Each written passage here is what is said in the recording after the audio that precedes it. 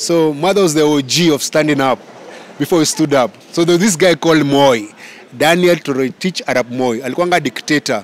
He used to abduct people, torture them at Nyayo house. He was a bad man. So one time, mother goes to a meeting. Moi is there. Moi the killer. Mother the politician. Moi stands up to say, oh, Kanu Nini. Mother did the DP salute and walked out. And mother has been defiant in all her ways because she does not compromise her integrity. Ruto is a murderer and a thief and he must go. That's the state of the nation. Ruto and Kindiki must go. November 21st. With the activists, journalists, media practitioner, that name will never go away. Boniface Mwangi, tunakuona ulikuwa voyage pale kwenye cruise ship. Lakini na sasa umerudi Kenya. Niko nimejibamba lakini nimerudi nchi ya mashida. Mambo vipi? Niko poa. Nimeona you've come to support Kenya's mom and your mom. Yes, Mother Karua is my mother, a grandmother to my kids. She's a friend, she's my lawyer.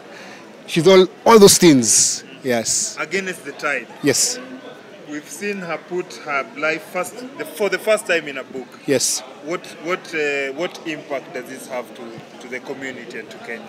No, you get to know people. So the best way to know about people is to read their stories. And she's done a book about her journey from childhood to adulthood to school to her marriage to her kids. Everything is there. So you get to read about her and get to understand who mother really is. And to see how she went against all the odds. She began her journey during the days of Moi dictatorship. And she rose through to become a minister and fight for the new constitution. So it's an incredible journey for Mother Karua and her supporters. And that's why we're here. Mentioning Moi and Mother Karua, there is a video and an incident that sticks in our lives. Kuna Gen Z hawezi kwa wanajua. But Mother Karua was the first politician to ever walk out of a Moi meeting. Na ikakuwa captured on camera. That was total full defiance. So Mother was the OG of standing up before he stood up. So there was this guy called Moi, Daniel Toroitich Arap Moi. Alikuwanga dictator. He used to abduct people, torture them at Nyayo house. He was a bad man. So one time, mother goes to a meeting. Moi is there. Moi the killer. Mother the politician. Moi stands up to say, oh, Kanu Nini. Mother did the DP salute and walked out. And mother has been defiant in all her ways because she does not compromise her integrity. So when you read about her book, you see how that she was made from Geshogo for Kenya and for Africa and for the world. This book, akiandika manuscript, did you have a hint she was writing a book? I know you're very close to her. Did you maybe contribute? Uipitie kidogo? Have you had to read it? What was the most interesting part of the book that you have gone through? No, I read her book, part of the chapters before it came out, but she wrote her own book. She said 9 years in the making.